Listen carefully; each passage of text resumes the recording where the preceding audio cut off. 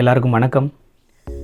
Ekoders Software Smart Pass Jewellery Management Application Tutorial சீரீஸில் Part 2 Category Master and Rate Master பற்றி தான் இந்த வீடியோவில் நம்ம பார்க்க போகிறோம்.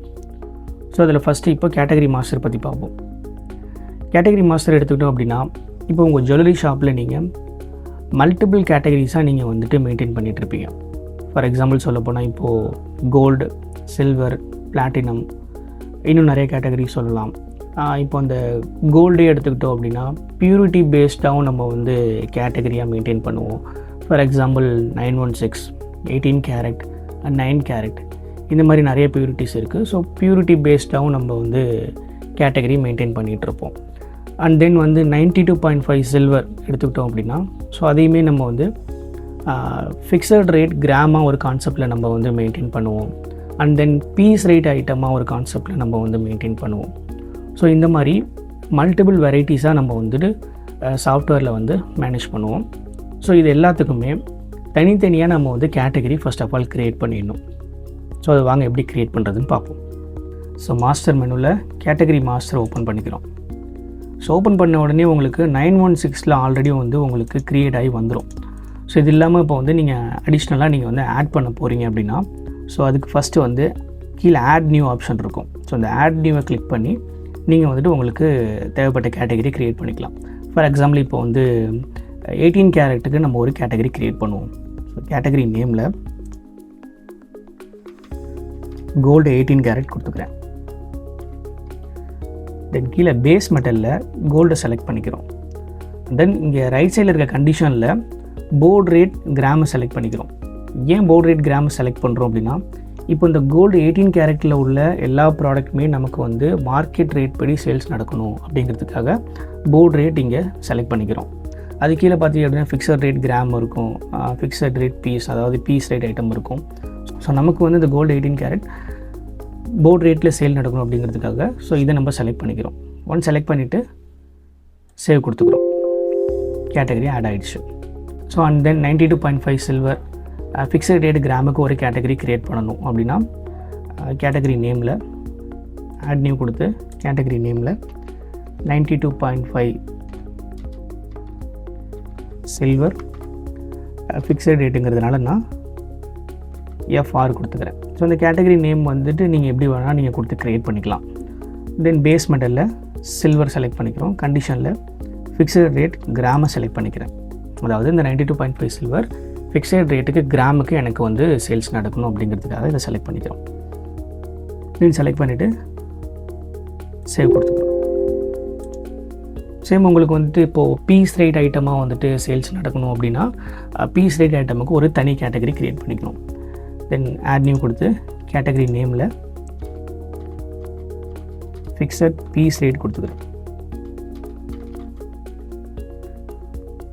பேஸ் மெட்டலில் சில்வர் கொடுத்துக்கிட்டு கண்டிஷனில் ஃபிக்ஸட் ரேட் பீஸை செலக்ட் பண்ணிக்கிறோம். ஸோ இது வந்து இப்போது பீஸ் ரேட் ஐட்டம். ஸோ இது வந்து பீஸ் ரேட் ஐட்டமாக நமக்கு வந்து சேல்ஸ் நடக்கும். ஸோ பீஸ் ரேட் ஐட்டமுக்கு கேட்டகரி க்ரியேட் பண்ணிட்டோம். சேவ் கொடுத்துக்கிறோம். ஸோ இதுதான் ப்ராசஸ். ஸோ இந்த மாதிரி உங்களுக்கு தேவைப்பட்ட கேட்டகரியை உங்கள் விருப்பப்படி நீங்கள் க்ரியேட் பண்ணிக்கலாம்.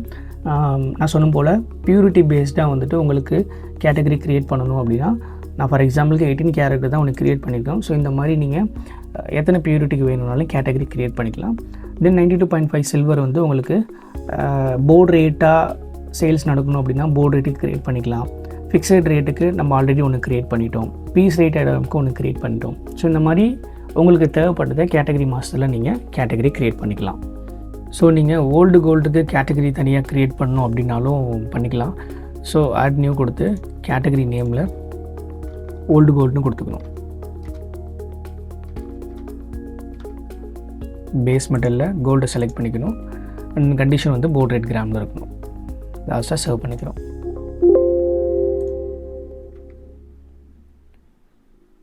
ஸோ அவ்வளோதாங்க. இதுதான் தனித்தனி ப்ராடக்ட்டுக்காக நம்ம கேட்டகரி க்ரியேட் பண்ணுறதுக்கான மெத்தட். ஸோ அடுத்து நம்ம ரேட் மாஸ்டர் பற்றி பார்ப்போம். ஸோ ஒன்ஸ் நீங்கள் காலையில் சாஃப்ட்வேர் லாகின் பண்ணி சாஃப்ட்வேர் உள்ளே போகும்போதே உங்களுக்கு ரேட் அப்டேட் பண்ணுறதுக்கான ஸ்க்ரீன் உங்களுக்கு ஓப்பன் ஆகிடும். ஸோ அதில் போய்ட்டு நீங்கள் இன்றைக்கான கோல்டோட போர்டு ரேட்டையும் சரி, சில்வருக்கான போர்டு ரேட்டையும் சரி நீங்கள் அதில் போய்ட்டு அப்டேட் பண்ணிக்கலாம். ஃபார் எக்ஸாம்பிள் இன்றைக்கான கோல்டு ரேட் வந்து உதாரணத்துக்கு ஒரு 14,500 இருக்குது அப்படின்னா, ஸோ அதை எப்படி அப்டேட் பண்ணுறதுன்னு பாருங்கள். இங்கே கோல்டு 916ல் ரேட் காலமில் வச்சு என்ட்ரு கொடுத்தீங்க அப்படின்னா தான் உங்களால் அமௌண்ட்டை வந்து இதில் ஆட் பண்ண முடியும். ஸோ ஃபார் எக்ஸாம்பிள் இன்றைக்கி ஒரு 14,500 இருக்குது அப்படின்னா 14,500 கொடுத்துட்டு எகெயின் என்ட்ரு கொடுக்கணும். எகெயின் என்ட்ரு கொடுத்தா தான் வந்துட்டு உங்களுக்கு ஆட் ஆகும். ஸோ அடுத்து சில்வருக்கான போர்டு ரேட் இன்றைக்கி ஒரு 250 இருக்குது அப்படின்னா என்ட்ரு கொடுத்து 250 என்ட்ரு பண்ணிவிட்டு எகெயின் என்ட்ரு கொடுக்கணும். ஸோ இவ்வளோ தான். ஒன்ஸ் நீங்கள் அமௌண்ட்டை ஆட் பண்ணிவிட்டு என்ட்ரு கொடுத்தா தான் வந்து உங்களுக்கு அப்டேட் ஆகும். இப்போ ரேட்டெல்லாம் ஆட் பண்ணிவிட்டு ஃபைனலாக F12 கொடுத்து அப்டேட் பண்ணிக்கிறோம். அண்ட் உங்களுக்கு போர்ட் ரேட் வந்து சேஞ்ச் ஆகுது. உதாரணத்துக்கு இன்றைக்கி ஈவினிங் வந்து உங்களுக்கு போர்ட் ரேட் சேஞ்ச் ஆகுது, எனக்கு எகெயின் வந்து ரேட்டை அப்டேட் பண்ணணும் அப்படின்னாலும் நம்ம சாஃப்ட்வேரில் அப்டேட் பண்ணிக்கலாம்.